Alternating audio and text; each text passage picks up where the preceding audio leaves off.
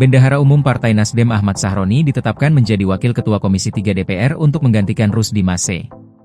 Usai dilantik sebagai Wakil Ketua Komisi 3 DPR lagi, Sahroni mengatakan aneh jika dirinya harus memperkenalkan diri kembali. Assalamualaikum, selamat berpuasa, dan terima kasih Pak Ketua dan teman-teman, rasanya aneh kalau kenalan lagi ya, kata Sahroni, di ruang Komisi 3 DPR, Gedung DPR, Senayan, Jakarta, Kamis, 19 Februari 2026. Diketahui, Sahroni menjadi salah satu anggota DPR yang disorot publik akibat pernyataannya ketika menjawab pertanyaan soal desakan pembubaran DPR.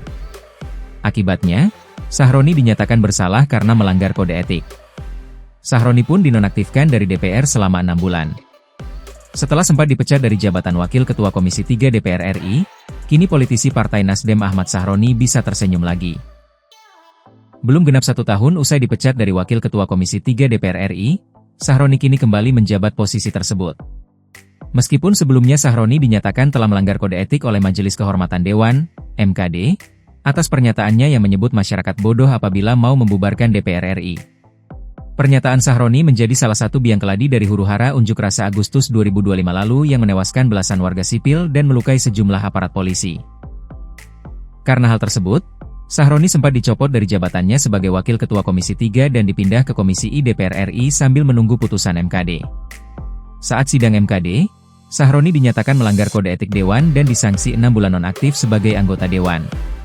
Persis setengah tahun setelah Sahroni nonaktif sebagai DPR RI, Bendahara Partai Nasdem itu dikembalikan ke Komisi 3 pada Kamis, 19 Februari 2026.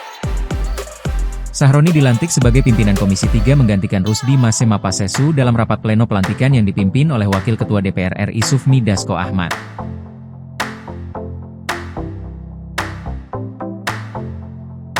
Rusdi Mase pindah ke Partai Solidaritas Indonesia, PSI, sehingga dicopot oleh Nasdem sebagai anggota DPR RI.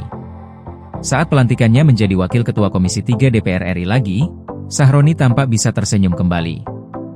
Bahkan Sahroni bisa bercanda sedikit seperti kepribadiannya semula sebelum rumahnya dijarah oleh warga. Sahroni menyebut bahwa dirinya dirasa tidak perlu memperkenalkan diri lagi di hadapan Wakil Rakyat Komisi 3 DPR RI. Usai pelantikan, Sahroni bahkan bisa tertawa lagi bersama dengan pimpinan DPR RI lainnya. Sahroni tertawa terbahak saat Ketua Komisi 3 DPR RI Habibur Rahman bercanda soal kembalinya jabatan Sahroni di Komisi 3 DPR RI. Tanya ini anak mana ini? Kata Habibur Rahman disambut tawa Sahroni. Diketahui pada akhir Agustus 2025 lalu rumah Ahmad Sahroni di Tanjung Priok, Jakarta Utara sempat dijarah warga. Pria yang kerap disebut Sultan Tanjung Priok itu kehilangan sejumlah harta bendanya di rumah mewah miliknya. Sahroni pun kemudian merobohkan rumah mewahnya usai dijarah. Penjarahan tersebut juga dialami sejumlah anggota DPR RI lainnya yang dianggap membuat pernyataan atau konten di media sosial yang memicu amarah warga.